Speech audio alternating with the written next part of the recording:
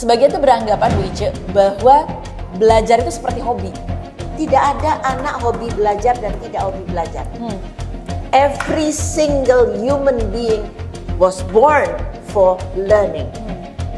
Belajar itu adalah memampukan anak membelajarkan dirinya. Oke. Dan membelajarkan anak itu membutuhkan kecakapan bermacam-macam. Bukan kecakapan hanya untuk memaksa anak mengerjakan soal.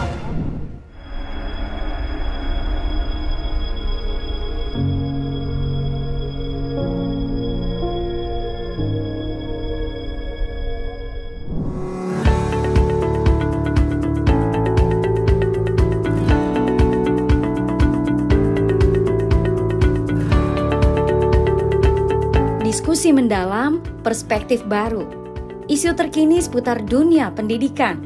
Temukan wawasan di Bincang Pendidikan.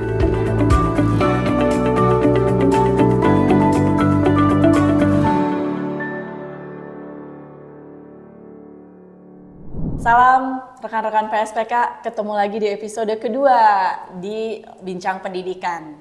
Masih dengan isu yang sama, dengan episode pertama tentang ramai-ramainya kemungkinan akan dikembalikannya ujian nasional. Di episode pertama kita udah ngebahas tentang masalah kompetensi anak. Nah, di episode kedua ini masih bersama Ibu Ice Khadijah. Kalau di episode pertama saya memperkenalkan Ibu Ice sebagai tokoh yang sejak 15 tahun yang lalu sudah berjuang memperjuangkan untuk tidak adanya ujian nasional. Tapi hari ini karena saya ingin mengerucut topiknya ke masalah guru dan kaitannya dengan ujian nasional, jadi saya ingin memperkenalkan Bu Ice sebagai seorang tokoh yang sudah lebih dari 30 tahun, lebih lama lagi, lebih dari 30 tahun membersamai guru-guru Indonesia sebagai pendidik guru dan juga pendidik calon guru. Nah, seperti halnya di episode pertama dan juga di episode-episode nantinya, Bincang Pendidikan itu kita nggak akan klaim sebagai suatu forum atau platform yang super netral. Karena di PSPK sebenarnya kami berpihaknya kepada anak. Karena kami percaya setiap kebijakan itu nggak mungkin ada kebijakan yang menguntungkan semua pihak. Nah, ketika kita harus memilih pihak mana yang diuntungkan, PSPK selalu berusaha supaya yang paling diuntungkan, yang paling menerima manfaat terbesar itu adalah anak. Jadi, kalau teman-teman berharap saya akan netral-netral aja ketika ngomongin isu-isu pendidikan, mungkin akan kecewa karena tidak mungkin netral. Dan PSPK sudah mengambil keputusan sejak berdirinya bahwa kami berpihak kepada anak. Pada siang hari ini juga diskusi saya sama Bu Ice, ini juga keberpihakan kepada anak itu jangan dibenturkan dengan keberpihakan kepada guru. Jadi bukan berarti karena berpihaknya kepada anak sama sekali tidak peduli atau tidak empati dengan kesulitan-kesulitan yang guru alami. Jadi itu Bu Ice, itu yang pengen saya berangkat dari situ. Karena gini, di media sosial itu ada guru-guru yang pro ujian nasional dan juga ada guru-guru yang tidak mau kembalinya ujian nasional gitu. Dan saya ngelihatnya, kami di PSPK sebenarnya melakukan media monitoring dan kita melihatnya bahwa ini adalah akun-akun bukan yang bot lah gitu ya. Ini akun-akun beneran, jadi guru-guru beneran yang memang terbagi dua gitu, suaranya pecah gitu ya.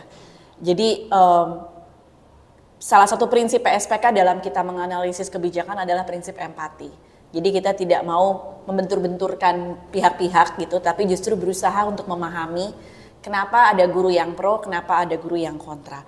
Tapi kalau dari pengalaman Bu Ice dan pengamatan juga Bu Ice, bisa nggak ceritain menurut Ibu kenapa adanya guru yang pro dan kenapa ada guru yang kontra terhadap ujian nasional ini, Bu Ice? Mungkin kita tidak bisa clear cut kenapa yang guru yang pro dan guru yang kontra. Karena mereka pro itu juga bukan karena profesionalismenya, yang kontra juga bukan karena profesionalismenya. Tetapi personal. Oke, pendapat pribadi gitu ya? Yes, pendapat pribadi. Kenapa? Karena dalam proses untuk menjadi guru, belum ada kesepakatan prinsip bahwa guru itu core yang harus dikuasai ini. Sehingga dari lulusan manapun dan sudah ikut PPG manapun, tetap yang lebih kuat adalah keputusan-keputusan pribadi. Oke. Ada guru yang merasa kurang sepaham dengan beberapa guru di sekolahnya yang hanya kepingin membuat anak-anak duduk dan mengerjakan soal. Ada 1, 2, 3 guru yang gemar mencari kegiatan-kegiatan yang menarik. Dan itu bukan dikarenakan oleh aturan yang mengatur bahwa setiap guru harus menyediakan proses pembelajaran yang menarik. Tetapi keputusan-keputusan pribadi. Jadi bukan suatu kode etik profesi atau aturan this is how you work gitu ya. Belum. Sebagai profesi guru. Tetapi masih kayak keputusan pribadi, saya mau jadi guru yang seperti apa. Yes. Menarik. Masih Sehingga Ibu seperti melihat itu. banyak sekali ragam guru dong di Indonesia. Banyak sekali ragam guru. Even dalam satu sekolah ada guru yang sangat ingin distinct gitu ya. Pokoknya saya harus membela anak mati-matian. Ada guru yang di tengah-tengah. Ya kalau aman saya akan membela anak-anak, saya akan mencari kegiatan, tapi kalau nanti kepala sekolah melarang ya udah saya berhenti. Oke. Dan Ibu melihat itu mempengaruhi sikap mereka terhadap ujian nasional. Yes. Kenapa? Karena dengan adanya dengan adanya ujian nasional, sebetulnya itu jauh lebih gampang. Masuk ke kelas itu gampang, targetnya jelas. Anak-anak bisa ngerjain soal apa enggak. Ya. Perkara anak-anak itu kemudian bisa berpikir kritis apa enggak, kreatif apa enggak, mannernya bisa terbentuk atau enggak, itu bukan urusan saya. Urusan saya adalah bagaimana anak-anak saya tempa habis-habisan untuk bisa mengerjakan soal. Ini berarti berkaitan juga dengan sistem akuntabilitas guru. Apa sih yang dinilai dari kesuksesannya guru? Jadi kalau saya kerja, itu kan ibaratnya ada key performance indicator-nya gitu ya. Dan memang waktu ujian nasional yang Ibu sudah kaji begitu lama di 15 tahun yang lalu itu memang seolah-olah indikator keberhasilan guru memang hanya ujian nasional. Yes. Sehingga tidak ada dorongan kenapa saya harus mikirin. Betul. Bahkan Hal saya lainnya. ingat pada masa itu ada satu sekolah di mana anak-anaknya dalam kelas yang diajar oleh guru ini kenapa nilainya bagus, kenapa yang diajar oleh guru ini nilainya kurang bagus. Dan di sini kan ketahuan bahwa guru yang satu ini kayaknya tidak murni melatih anak-anak mengerjakan soal. Sedangkan guru yang ini murni melatih mengerjakan soal. Dan itu yang lebih dihargai. Dan ini yang lebih dihargai oleh kepala sekolah. Karena dia mampu mendekorasi sekolah itu untuk menjadi tampil baik. Iya.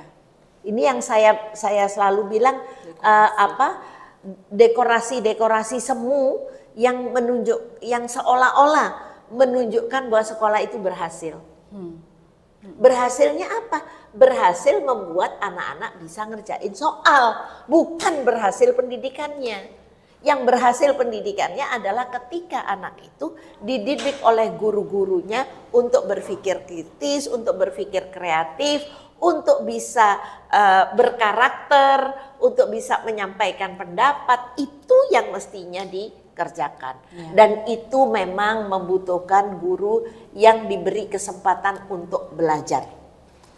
Oke, sehingga saya bisa jadi mengerti kenapa kemudian transisinya adalah dengan asesmen nasional. Di episode pertama kita ngebahas soal asesmen nasional. Di dalam asesmen nasional itu ada literasi numerasi, ada juga survei karakter, dan ada juga survei lingkungan belajar. Sehingga sebenarnya disitulah mulai bergesernya indikator penilaian tentang kualitas guru dan kualitas sekolah ya. Jadi bukan lagi tentang berapa nilai anak yang menentukan kualitas guru dan sekolah, tetapi juga seberapa memberikan lingkungan belajar yang baik, seberapa banyak yang membangun karakter juga dan tidak ada risiko. Tadi juga di episode pertama kita bahas nggak ada risiko. Tapi saya mau, karena kita yang sekarang nih kita mau ngomongin soal guru dan berusaha untuk berempati. Banyak yang ngomong kalau ke saya itu adalah, Mbak Nisa emang dulu pernah jadi guru. Jawabannya sih sebenarnya pernah, Bu. Saya start karir saya di dunia pendidikan ya sebagai guru SD gitu. Tapi buat saya, pembelajaran tentang guru yang paling besar itu justru ketika melakukan penelitian-penelitian, membaca berbagai hasil penelitian. Dan di situ saya mulai justru terbangun empati saya terhadap guru-guru di seluruh Indonesia. Jadi justru bukan karena saya jadi guru saya paham, tapi justru karena saya membaca situasi dan pastinya Bu Ici lebih banyak lagi membaca situasi di lapangan. Jadi guru kan susah banget ya Bu. Belum lagi menjadi guru di mana orang tuanya bahkan tidak dengan sengaja tidak mampu mendidik anaknya di rumah. Betul. Jadi misalnya tidak dengan kemauan mereka tidak mampu berbahasa Indonesia misalnya karena hanya mampu berbahasa daerah. Juga tidak dengan sengaja mereka nggak tahu bagaimana ngebantuin anaknya berhitung, belajar perkalian dan sebagainya karena mereka sendiri juga datang dari terbatas kemampuan akademiknya. Sehingga tantangan guru ngajar di sekolah tentu lebih besar. Belum lagi masalah-masalah yang berkaitan yang dibawa anak dari luar sekolah lah, begitu kira-kira. Kemudian di dalam sekolahnya sendiri ada yang situasinya perpustakaannya tidak ada. Betul. Bukunya ada perpustakaan ruangan aja, tapi buku-bukunya tidak berkualitas. Ada juga yang ngalamin pembelajarannya harus berhenti karena cuaca buruk. Jadi susah banget jadi guru. Betul. Guru tuh kan perlu dibantu. Yes. Ngadepin anak-anak yang banyak di kelas perlu dibantu. Salah satunya yang mereka pengen dibantu adalah bagaimana memotivasi anak. Dan inilah yang menjadi dorongan kenapa sebagian guru bilang bahwa kembalikan saja UN. Karena itu akan membantu saya untuk memotivasi anak belajar. Iya, saya terganggu dengan kata belajar. Karena belajar di sini hanya dipahami sebagai sekedar dapat mengerjakan soal. Itu sudah dianggap belajar. Ya. Itu yang dianggap memudahkan guru untuk membuat anak belajar. Itu bukan konsep belajar. Itu bukan konsep belajar. Itu konsep mengerjakan soal. Mari kita batasi. Belajar itu adalah memampukan anak membelajarkan dirinya. Dan itu harus dicontohkan melalui cara guru berbicara, cara guru menyampaikan sesuatu, berperilaku di kelas, itu belajar. Dan membelajarkan anak itu membutuhkan kecakapan bermacam-macam, bukan kecakapan hanya untuk memaksa anak mengerjakan soal. That's a very simple job.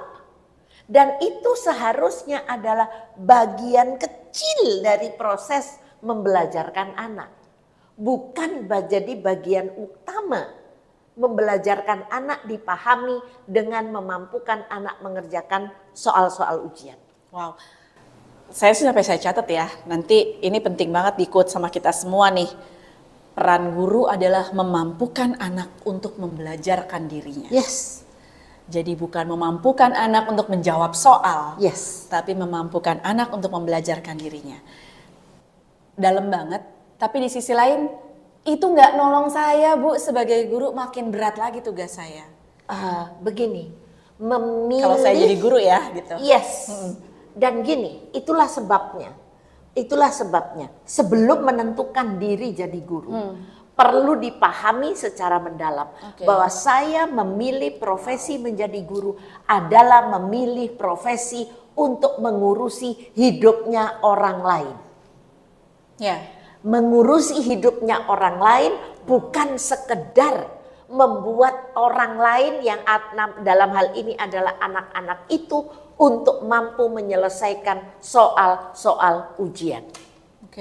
Tetapi mampu menghadapi tuntutan yang dibutuhkan untuk kehidupan di zaman mereka. Di zaman mereka, anak-anak saat ini dan masa datang, dituntut untuk mampu berpikir, mengambil keputusan dengan cepat, dan ini dibahas di seluruh dunia. Dan ketika ditabrakkan dengan urusan ujian nasional yang seharusnya menjadi porsi kecil dari proses mendidik itu, rusak persiapan kita untuk menyiapkan anak-anak hidup. Di episode pertama kita ngebahas powerfulnya ujian nasional terhadap proses pembelajaran di sekolah. Yes. Ada mata pelajaran yang kemudian tidak dianggap penting karena nggak diujikan secara ujian nasional. Betul. Tapi ini lebih jauh lagi nih di saat ini Bu Ice bilang ujian nasional bahkan mengubah persepsi guru atau calon guru tentang apa sih profesi itu. Yes. Jadi guru tuh ngapain sih? Bahkan ketika ujian nasional itu diberlakukan, guru berpikir tugasnya dia hanya sekedar meluluskan anak. Melatih anak kerjain soal, meluluskan anak gitu. Yes. Sehingga itu tereduksi, sehingga kayak oh ya kayak gitu mah gampang lah, saya bisa jadi guru gitu. Yes.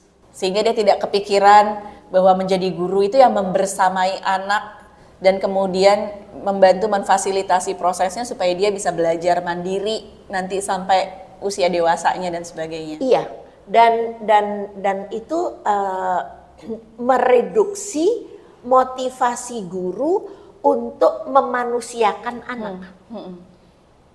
Karena dianggapnya anak-anak ini hanya butuh lulus. Oke. Jadi kalau kita bicara anaknya perlu dimotivasi belajar, pantesan guru juga mungkin berpikir bahwa yang memotivasi dia adalah ujian nasional, motivasi anak maksud saya adalah ujian nasional. Sebab si gurunya sendiri juga termotivasi menjadi guru hanya karena keterbatasan persepsi dia tentang perannya. Betul. Coba materi untuk persiapan guru terkait socio-emotional learning. Yes. Belum pernah menjadi porsi besar.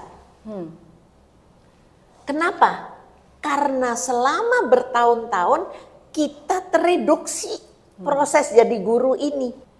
Ruang kelas itu adalah komunitas sosial yang terdiri dari anggotanya yang berasal dari berbagai latar belakang keluarga. Dan itulah sebabnya istilah kepala sekolah sebagai instructional leader yang berkewajiban untuk membelajarkan gurunya memiliki kecakapan socio-emotional learning and teaching itu harus berjalan. Jadi kepala sekolah sebagai pemimpin pembelajarannya, guru-gurunya belajar untuk membelajarkan anak.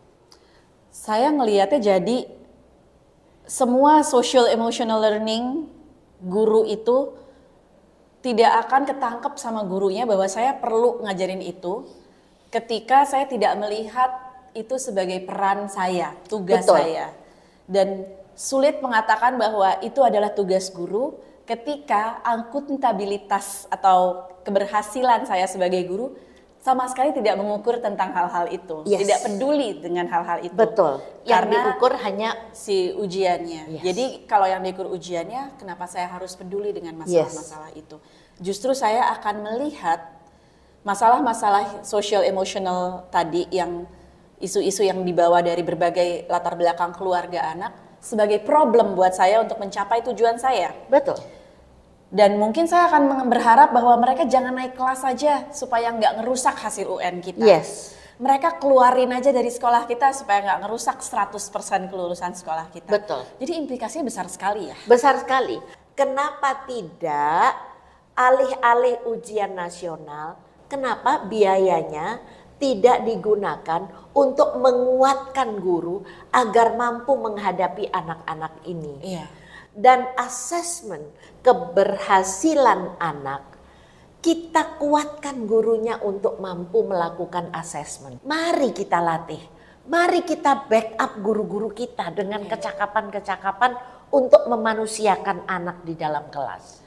Kalau peran guru hanya dilihat sebagai apa tadi membantu anak untuk lulus. untuk kerjain soal, iya UN ngebantuin, Iya. memotivasi dia. Tetapi kalau guru melihat perannya adalah untuk mendidik anak, memampukan anak untuk membelajarkan dirinya, maka UN justru tidak sama sekali relevan dengan bukan alat bantu buat mereka. Bukan. Kami selalu percaya bahwa kehadiran pemerintah dalam sistem pendidikan kita itu untuk ngebantuin guru salah satunya. Ya. Jadi pemerintah perlu hadir untuk membantu guru. Ya. Tapi bantuan yang diperlukan itu sebenarnya bukan UN ya, Bu? Yes, bukan. Kalau saya boleh melihat lagi apa yang saya tulis Di pada zaman 11 itu. tahun yang lalu Iya. itu. Silakan.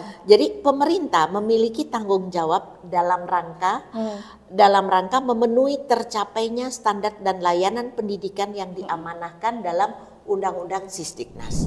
Layanan pendidikan ialah terpenuhinya sarana dan prasarana belajar bagi siswa secara memadai, tersedianya pendidik yang berkualitas, materi pembelajaran yang mudah diakses, fasilitas sekolah, serta kualitas proses pembelajaran itu sendiri. Kualitas proses pembelajaran, di mana UN akan mengukur proses pembelajaran, ya. Kemudian dengan tersedianya layanan seperti itu, proses pendidikan akan memberikan manfaat dan keuntungan bagi siswa agar berperan aktif sesuai dengan tantangan zamannya. Dan itu semua Tidak bisa Tidak dipenuhi oleh UN. ketika kita sempit sekali atau Kita peran sempit guru sekali. juga sangat sempit Betul. hanya untuk meluluskan Betul. anak. Betul. Jadi dalam skema pendidikan yang bermutu, layanan pendidikan bermutu akan melahirkan proses pembelajaran yang berkualitas. Jadi memang akar masalahnya kalau dalam konteks guru ini adalah bagaimana UN itu bukan hanya mengubah proses belajar, tetapi bahkan sampai cara kita berpikir, budaya berpikir kita, pemahaman kita tentang peran guru, pemahaman kita tentang fungsi pemerintah tadi. Tantangan yang dihadapi guru ya terkait dengan motivasi belajar muridnya. Jadi menggugah pembelajaran secara internal itu atau motivasi intrinsik itu kan memang susah banget ya. Punya murid banyak di kelasnya. Balik lagi tadi dengan situasi yang sangat terbatas. Tidak semua anak datang ke sekolah siap belajar. Siap belajar itu baik siap secara sosial emosional, bahkan siap secara fisikal. Gitu. Nah, harus ngajar mereka sama-sama. Sehingga tadi alat bantu yang mereka gunakan adalah, "Hei, kamu mau lulus nggak? Belajar yang benar," gitu. Nah, kalau kemudian bukan itu yang dibantuin sama pemerintah, kalau nggak ada UN, bagaimana guru bisa membuat anaknya patuh, katanya gitu ya. Bagaimana guru bisa memastikan semua anak mau ngerjain PR. Bagaimana guru bisa terdorong untuk membuat anak peduli sama pendidikannya. Bahkan sebagian beranggapan Bu Ice, bahwa belajar itu seperti hobi. Jadi bukan skill. Jadi ya itu ya, bilang bahwa ada hobi naik sepeda, ada hobi memasak, ada hobi belajar. Jadi seolah-olah belajar itu hobi. Tapi kan ada yang nggak hobi belajar, makanya mereka perlu UN. Nah ini adalah harapan mereka untuk bisa mengontrol anak gitu. Jadi belajar itu untuk UN. Ya kalau tanya ke saya enggak, tapi Belajar itu untuk hidup. Jadi menurut saya narasi-narasi seperti itu adalah narasi yang tidak perlu kita bahas berulang-ulang. Kenapa? Karena seolah-olah kita meyakini narasi itu ada. Tidak ada anak hobi belajar dan tidak hobi belajar. Anak dilahirkan oleh ibunya, diberi perangkat oleh Tuhan Sang Maha Pencipta untuk belajar dari sekitarnya. Dia belajar suara ibunya. Dia belajar dengan cara mencoba. Ketika anak sudah usia 1 tahun, dia ada sesuatu yang bisa dicoba, dia akan coba dimakan. Pahit dibuang. Setelah itu dia tidak mengambil lagi barang yang serupa itu karena pahit. Artinya apa? Tuhan itu memberi alat kepada setiap individu manusia untuk belajar. Every single human being was born for learning. Jadi kalau belajar disempitkan ke ujian nasional, betapa kita sedang membodohkan masyarakat kita. Justru kita melawan kodratnya anak-anak ya. Kodrat manusia. Ketika kita dalam bahaya, kita ingin survive, kita harus mempelajari apa yang ada di sekitar kita. Nah, itulah yang perlu disengajakan untuk diajarkan di dalam kelas sehingga anak mempunyai keinginan untuk belajar. Ada 3 hal yang menjadi tugas pokok guru. Yang pertama, membangun motivasi. Membangun motivasi itu melalui berbagai aktivitas-aktivitas pembelajaran yang menarik sesuai dengan bidang yang dia ajarkan. Misalnya bidang agama, bagaimana membuat agama itu menjadi sesuatu yang bukan dogma saja, tetapi alat untuk hidup saya. Kemudian yang kedua, exposure. Exposure ini di mana guru-guru mencontohkan bagaimana bidang yang diajarkan itu relevan dengan kehidupan.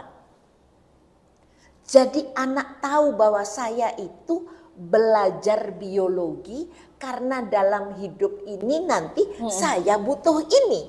Saya itu perlu belajar agama karena dalam hidup saya perlu ini. Yang ketiga, anak diberi kesempatan untuk menalar apa yang dipelajari, mengomunikasikan apa yang dipelajari. 3 hal ini, motivasi, exposure, pemaparan. Yang ketiga, opportunity atau kesempatan. Diberi kesempatan untuk menalar, untuk mengkaji apa yang dipelajari melalui ilmu itu. Itu yang namanya manusia ketika dia normal pasti akan tertarik dan punya kemampuan untuk melakukan itu. Itulah kemudian terbentuk jiwanya menjadi pembelajar. Jadi memang memotivasi itu tugas kita sebagai pendidik.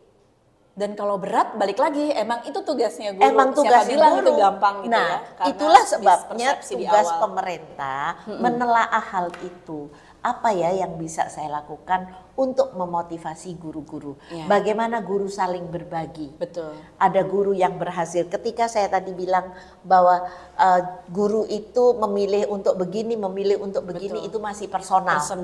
Ya, oleh sebab itu ruang-ruang dialog antar guru. Komunitas-komunitas itu yang guru perlu menjadi tempat untuk menguatkan. Sehingga tahu bahwa membelajarkan anak itu membutuhkan tenaga yang besar. Ketika dibandingkan dengan memberikan latihan soal UN, bukan apa-apa itu. Betul. Karena memang itu hanya mencapai, apakah tujuan tercapai? Tujuan tercapai. Tujuan lulus ujian nasional dan akan menghasilkan tiket masuk, tetapi bukan tiket untuk bermain. Karena tiket itu hanya menyatakan angka dari hasil ujian, bukan selaras atau ekuivalen dengan kompetensi yang dia miliki. 15 tahun lebih terpapar ujian nasional. Betul. Itu sudah merubah mindset. Betul. Budaya berpikir kita budaya jadi ke berpikir. Dan sudah tidak percaya lagi bahwa kalau tidak ada tes, anak nggak belajar dan anak tidak bertumbuh. Dan guru akan selalu sulit mengajar anak. Itu karena 15 tahun lebih kita terkungkung oleh budaya tersebut. Dan mungkin sesusah itu juga kita membangun perubahan paradigmanya. Tetapi mari kita lihat bahwa negara mempunyai kewajiban untuk menghidupi anak-anak secara kejiwaan, membangun. Jadi kan gini, negara itu harus hadir ketika kebutuhan pangan untuk fisik. Negara harus hadir untuk kemampuan psikologis melalui pendidikan. Dan itulah sebabnya kewajiban-kewajiban tersebut harus disesuaikan dengan kebutuhan anak. Oke. Bu Ice udah ke timur, barat, utara, selatannya Indonesia, Iya. ketemu guru dari berbagai penjuru. Iya. Apakah Ibu melihat bahwa tidak ada satupun guru dimanapun mereka berada itu perlu dibantu dengan ujian nasional? Ataukah Ibu masih ngelihat bahwa oke, kalau di kondisinya begini, oke ada ujian nasional, kalau di kondisinya seperti itu? Tidak. Saya tetap tidak mengatakan ada guru yang menghendaki ketika baru selesai ujian nasional. Ketika saya kemana-mana selalu pelatihan saya bagaimana perubahan sikap guru dan sekolah setelah tidak adanya ujian nasional. Setelah tidak adanya ujian nasional, sekolah dan guru tampil telanjang. Kompetensinya tidak bisa ditutup-tutupi oleh angka-angka yang cantik-cantik, bagus-bagus itu. Tetapi harus tampil apa adanya. Dan ketika saya ajak refleksi, semua yang saya temui, apakah Anda bahagia ujian nasional? Adanya ujian nasional. Kami tidak pernah bahagia. Guru-guru. Karena bagi kami yang mengajar mata pelajaran yang di ujian nasionalkan, kami tersiksa karena kami harus memampukan anak menjawab soal. Bagi kami yang mata pelajarannya tidak di ujian nasionalkan, harus siap untuk tidak dianggap oleh anak-anak. Tidak dianggap oleh anak-anak. Tidak dianggap penting oleh anak-anak. Betapa itu telah merubah kalau itu di SD, SMP, SMA, anak itu mengalami semua ujian nasional, seperti apa tumbuhnya. Dan gini, jalan pintas itu akan selalu menjadi alat untuk memenangkan racing tadi. Nah itulah sebabnya sekolah membuat bimbingan belajar terselubung dan sebagainya karena untuk memenangkan racing tadi. Iya. Jadi inilah misalnya kalau kita bandingkan dua, sekolah yang membantu anak-anak untuk menyiapkan hidupnya dan sekolah yang membantu anak untuk menyelesaikan ujian nasional. Di sini pasti prosesnya akan lambat menyesuaikan. Iya. Dan ini Betul. dan kemudian rujukan untuk anak itu dianggap berhasil ya pasti bukan ujian nasional. Rujukan yang dipakai untuk acuan berhasil adalah ketika anak-anaknya kompeten. Nah anak-anak ini yang akan siap dalam jangka panjang masuk dalam kehidupan. Nah anak-anak ini akan cepat punya lembar kertas dengan nilai-nilai yang bagus, tetapi jangka pendek ya hanya dapat nilai aja. Ya. Dan kalau ada anak yang dapat nilai bagus dan kemudian bisa lanjut terus, anak ini saya rasa ya memang bisa. Jadi dia mau diuji nasional, mau tidak diuji nasional, dia memang anak yang beruntung. Either beruntung karena dia berasal dari keluarga yang kuat dan memberikan pendidikan yang matang, atau dia memang beruntung terlahir sebagai anak yang super cerdas. Iya. Jadi ujian nasional tuh kayak meniadakan faktor-faktor yang ada di luar sekolah tadi. Iya, iya. Okay. Dan meniadakan faktor-faktor yang ada dalam diri manusia. Bahwa manusia itu bisa punya interest yang berbeda, manusia itu bisa punya keinginan untuk melanjutkan hidupnya dengan cara yang berbeda. Ya. Dan saya senang banget Bu Ice memberikan pemisahan antara belajar dengan menjawab soal. Ya. Saya merefleksi diri sendiri bahwa saya bukan orang yang senang ngejawab soal. Saya nggak suka banget tes. Termasuk segala rupa tes, walaupun ada beberapa yang memang harus dilakukan ya. Misalkan mau kuliah lagi ya harus ngambil TOEFL gitu kan. Tapi saya nggak suka tes, tapi saya senang belajar. Jadi pada dasarnya sebenarnya itu dulu gitu kan. Tes itu ya harus sesuai purpose-nya aja gitu. Bukan untuk mengukur seberapa kamu bisa belajar atau tidak bisa belajar. Betul. Dan ini yang efeknya, jadi memang seperti yang kita tadi bilang, itu efeknya besar sekali. Dan saya juga ngelihat Bu Ice ada sense of control yang tinggi, jadi keinginan untuk mengontrol murid. Jadi ini keinginan orang dewasa untuk mengendalikan anak-anak. Itu yang membuat juga kayaknya mereka cenderung untuk berharap-harap pada UN gitu. Sebentar. Emangnya kalau dia mengontrol, ketika sesudah anak lulus, emang hidupnya akan dikontrol oleh gurunya? Good point, nggak bisa. Apakah ketika sudah lulus, ketika dia tidak bisa berpartisipasi dengan baik dalam hidupnya, bisa minta tolong lagi ke gurunya? Officially nggak bisa.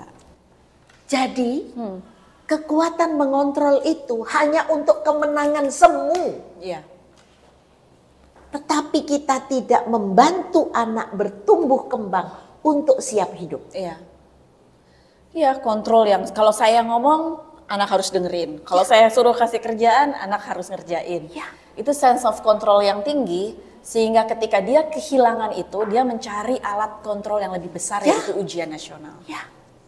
Dan ketika dia keluar dari sekolah, jadi harusnya they have guru no tuh, idea. harusnya guru tuh nggak punya keinginan untuk itu, Bu. Apa gimana? Ya bukan ingin mengontrol semua harus nurut sama dia. Tetapi apa patokannya? Apa patokannya? Apa patokannya? Patokannya adalah membangun kompetensi, membangun tanggung jawab untuk belajar, membangun motivasi, membangun anak untuk mampu mengambil keputusan, percaya diri. Karena itu semua yang dibutuhkan ketika udah nggak ada gurunya. Ketika sudah nggak ada gurunya, yang dibutuhkan itu semua. Jadi kemampuan itulah, bagaimana dia menavigasi hidupnya itulah yang sebenarnya lebih penting daripada dia harus menjadi orang yang selalu siap untuk dinavigasi orang lain gitu ya. Yes. Dan ini sistem pendidikan kita yang menguatkan ujian nasional sebenarnya sedang membawa manusia itu justru tidak untuk menavigasi dirinya, tapi justru harus tunduk pada navigasi Tidak sistem. siap hidup. Tidak Iya, siap hidup. Tidak siap hidup. Tidak siap hidup. Dan apalagi dengan kalau saya berbicara hal yang sama 10 tahun yang lalu mungkin tidak separah saat ini. Saat ini jauh lebih parah. Kenapa? Karena ada anak-anak kita sudah terpapar berbagai pengetahuan. Mereka sudah tahu itu semua ada di internet kok. Iya. Kenapa saya harus mempelajari? Kenapa saya harus menjawab soal? Iya. Dan ketika saya nanti keluar sudah bekerja, itu semua bisa saya akses kok. Iya. Dan tadi di episode pertama kita juga ngebahas tuh soal teknologi itu. Ya. Justru menariknya kalau Bu Ice bilang mereka sudah terpapar sehingga nggak penting lagi belajar menghafal.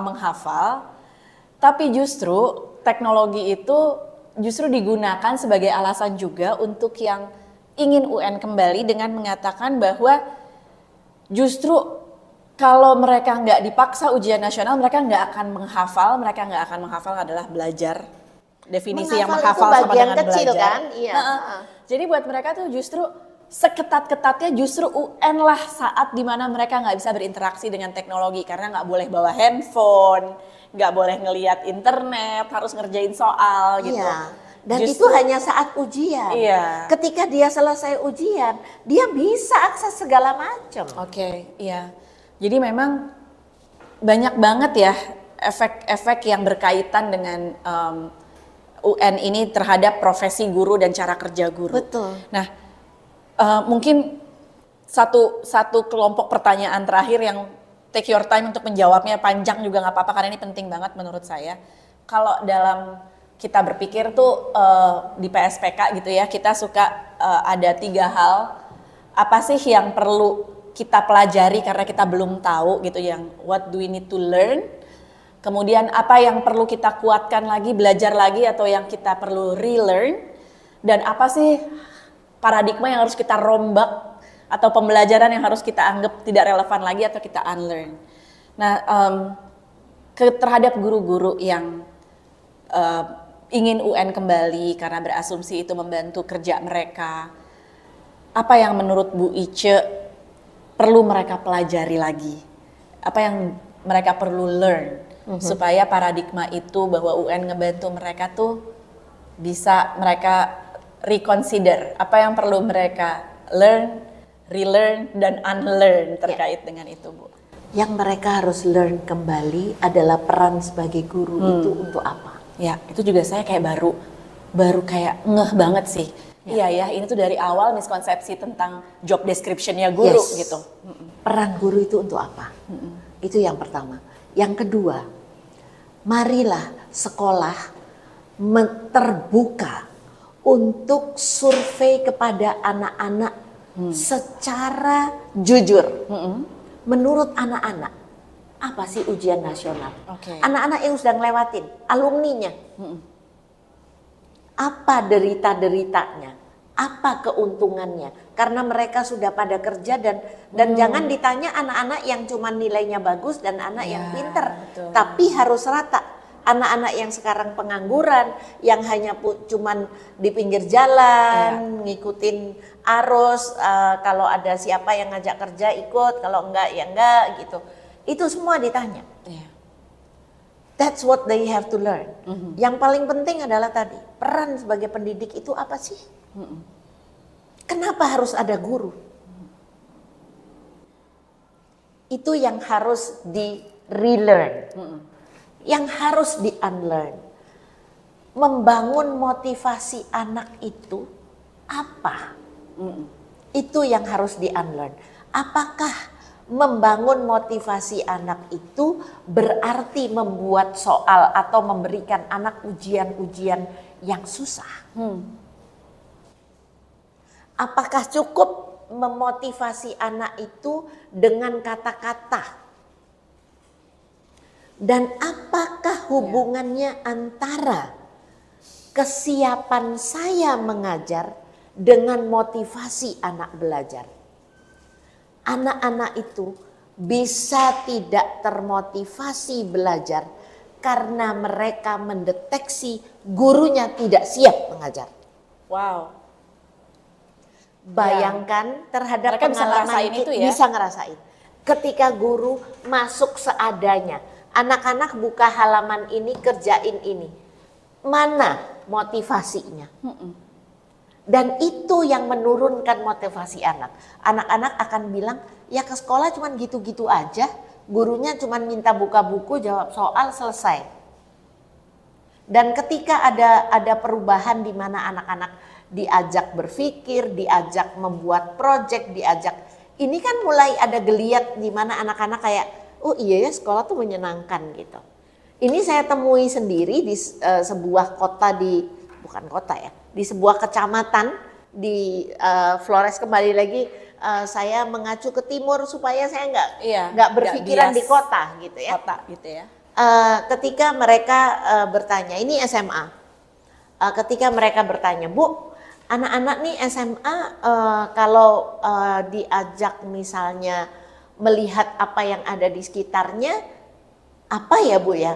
Nah sekarang coba anak-anak diminta untuk membuat daftar apa yang menjadi permasalahan di kampung dia. Kemudian di kelas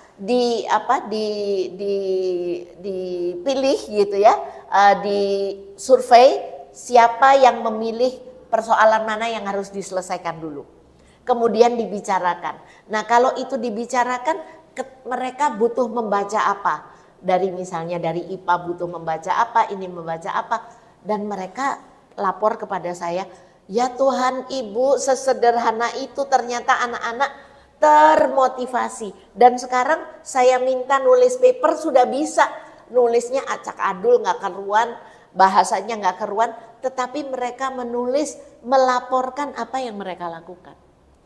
Dan itu gak pernah gurunya bertanya anaknya untuk mengidentifikasi masalah karena tidak percaya anak bisa melakukan itu. Dan ketidakpercayaan itu muncul karena sense of control yang besar. Betul. Keinginan mengontrol muridnya. Dan keinginan mengontrol itu tidak lepas dari, karena terlalu berisiko kalau saya ngelepas ke anak. Berisiko nanti gak bisa ujian nasional. Jadi saya ngerasa ini pencerahan banget ya, kita ngelihat bagaimana satu kebijakan di PSPK kita selalu menggunakan pendekatan sistemik gitu. Jadi percaya bahwa satu kebijakan itu berkaitan dengan kebijakan-kebijakan lainnya. Salah satu rekomendasi yang PSPK berikan untuk pemerintah di tahun 2025 sampai 2029 yang bisa diakses di website kami, Bu, adalah penguatan kompetensi guru dan juga kesejahteraan guru. Ya. Kita percaya bahwa guru itu harus dalam keadaan sejahtera ketika mengajar. Betul. Dan kesejahteraan itu nggak cuma finansial, Oh, tidak ya. cuma finansial, tapi kesejahteraan dalam hal dukungan terhadap kerjanya mereka. Betul. Dan dukungan terhadap kerjanya mereka, kompetensinya mereka, ini semuanya akan luntur kalau kita balik lagi mereduksi peran-peran guru. Kompeten adalah mampu meluluskan anak, maka nggak ada artinya kita. Betul. Salah satu kompetensi yang didorong PSPK adalah kompetensi sosial emosional. Iya. Bagaimana guru dealing dengan anak-anak yang beragam. Tapi ini semua akan kayak yang tadi Ibu Ice jelasin di awal ya, kayak ngejelasin soal active learning, ngejelasin soal bagaimana berkomunikasi dengan anak, memahami latar belakang mereka. Itu kayak thank you, that's very nice, tapi kita nggak bisa lakukan. Kita nggak bisa lakukan. Karena kita harus fokus ke ujian nasional. Betul, betul. Oke. Dan begini, mudah-mudahan para pengambil kebijakan di tingkat nasional memahami bahwa berbagai kondisi di luar sekolah, baik pekerjaan, terutama pekerjaan, pasti anak-anak itu kan butuh hidup ya. Betul. Di dunia kerja yang dibutuhkan saat ini bukan angka-angka pengetahuan. Setiap perusahaan yang boleh eligible bekerja kan lulusan SMA, SMK. Iya.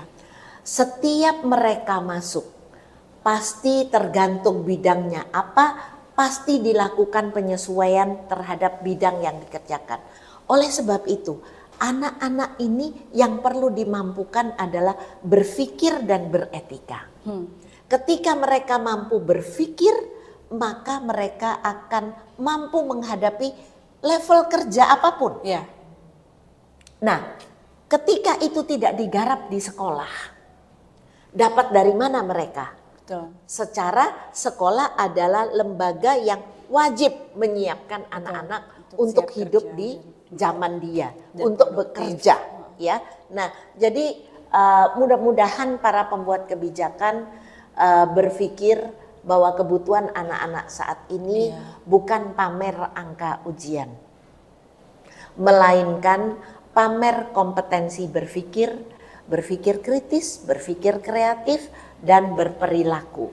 Jadi policy makers, pembuat kebijakan, kalau memang konsisten bahwa sistem pendidikan ini adalah penyiapan untuk tenaga kerja Indonesia, penyiapan untuk masa depan Indonesia yang lebih baik, be consistent.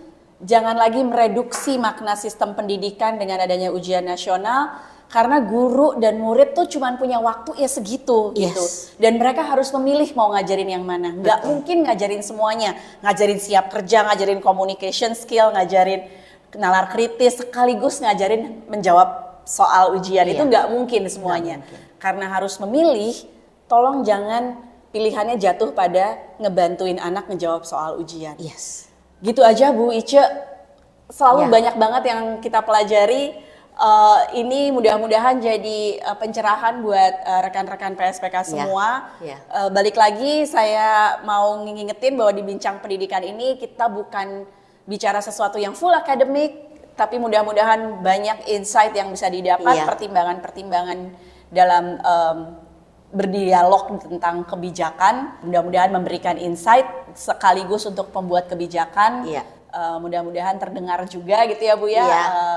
Rekomendasi kita PSPK tidak lembaga netral, kita bukan organisasi yang netral, kita selalunya berpihak dan kita berpihaknya kepada anak. Terima kasih banyak Bu Ice. Sama-sama. Terima kasih. Ini perbincangan semuanya yang menarik dan sangat dekat dengan hati saya, karena dalam pendidikan saya selalu berpikir keadilan adalah yang utama. Bahkan keadilan guru di dalam bersikap kepada setiap anak. Senyumnya guru harus sama untuk setiap anak. Tidak bisa dipilah-pilah. Saya hanya tersenyum buat anak pinter dan saya tidak tersenyum buat anak yang kurang pinter. Itu adalah bagian dari sikap adil yang perlu terus dibangun. Terima kasih Bu Ice. Terima kasih semuanya teman-teman. Kita tepuk tangan dong buat Bu Ice.